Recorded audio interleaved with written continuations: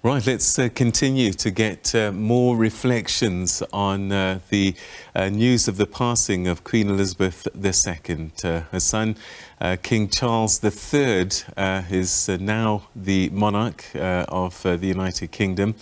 But let's speak now to Senior Research Fellow and Political Economist at the Trade Collective, Lebohang Pheko. Lebohang, thanks very much indeed for joining us. I know that you spent quite a bit of time in the United Kingdom, so you would have understood the Queen's place in British society, but you're also an African who could look from a distance.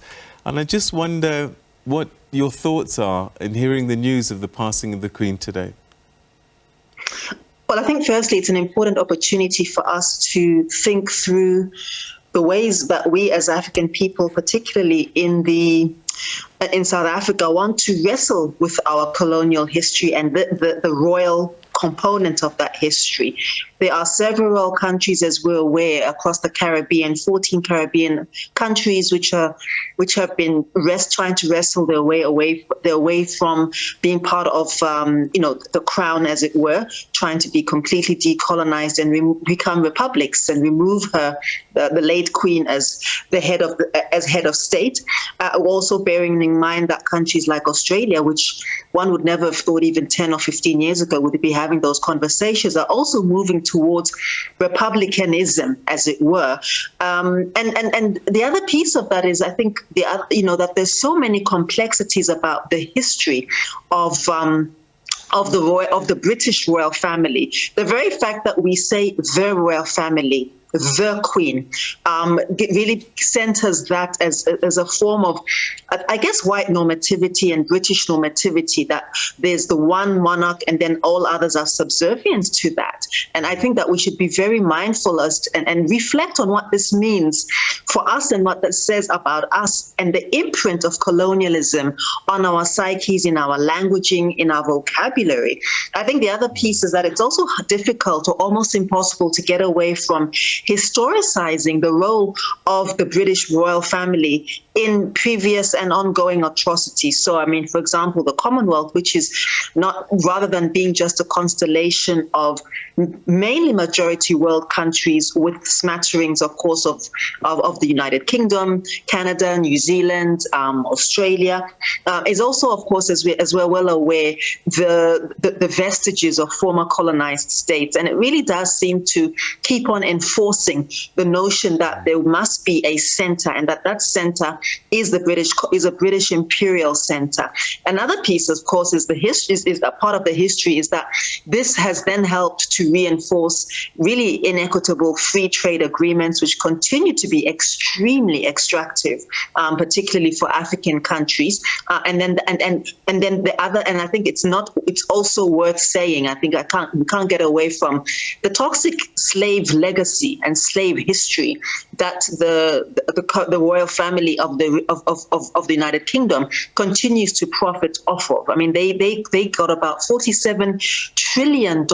They extracted about $47 trillion during the colonial period, just from India alone. Every time I look at every time one sees the late Queen of England, as it were, wearing that crown, remember that there are two crowns that she wears. The one is a crown that was stolen, the diamond that was stolen from India in 1805 and never returned, and the lands that the 10-year-old prince, that belonged to a 10-year-old prince, were also never returned. And the other one, of course, is the crown that is the diamond that comes from right here in South Africa, which is worth $400 million US. And there haven't been any conversations whatsoever about when these jewels are going to be returned, and they're just taken as being owned by the crown. They are stolen goods. So whilst I appreciate that there's a nation, and not all of them universally are grieving, but that there are at least 4 people who have lost their mother, many who have lost their grandmother, and many others who are sympathetic to the idea of the crown and to the idea of the monarchy. I think it's also always important to be honest, and to think through the complexities of these sorts of moments and what they hold for us going forward. I just wonder, there is occupying the office of the monarch, if for want of a better word, and then being a monarch who's able to make decisions. Do you think that part of that history and that legacy, she could have altered herself, or was she stuck in the system?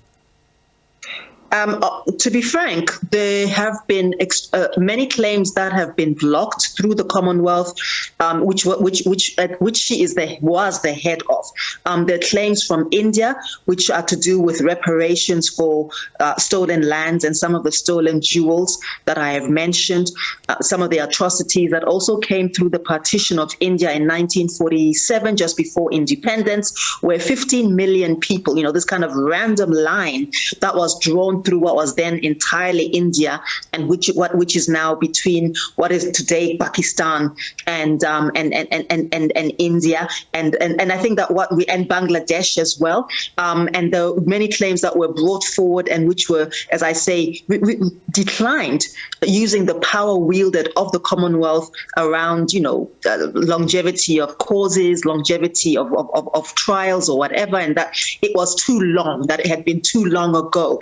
And yet history is with us. And I think we can't really get away from how far-reaching this imprint is. It goes beyond the fact that so many of our own suburbs here, even here in South Africa, across Zimbabwe, across Swaziland, Botswana, Nairobi, bear these very British Anglophile identities. Queen Elizabeth Bridge, for example, and Harry Smith, Lady Smith, and all of these imprints that are in our popular imagination. And every time in this country that we want to have conversations about naming, renaming, and reclamation, and the spiritual import of that reclamation, a minority, a powerful but very noisy minority of people gets extremely aggrieved by that. So I think in terms of power play, the crown has a lot of power, and I don't think that we should act as though they're just these little wax figures that are sitting inside Madame Tussauds,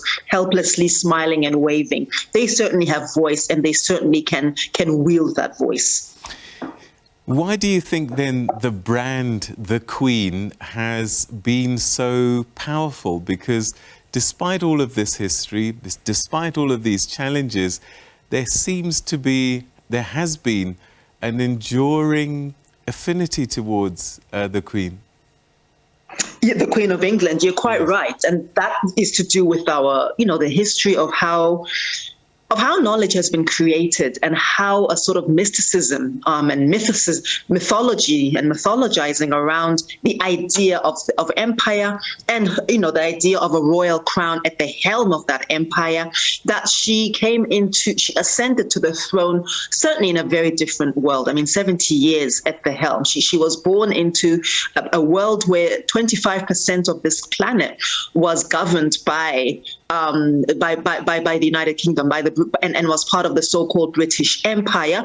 She also, came and presided over several presidents, prime ministers. She presided over a world where there was rapid decolonization, but that some of this decolonization, in my view, Peter, certainly, though it might have been territorial and political, has not been epistemic and cultural, psychological decolonization, which is why here we are in 2022, devoting energy to an idea that really has been so toxic in many respects, especially for people of the majority world in Africa and across Asia. But this mysticism that has been built up around the British royal family, and I mean specifically, we don't hear as much around the Swedish royal family, an Italian royal family, even the French, the Grimaldis over there in Monaco.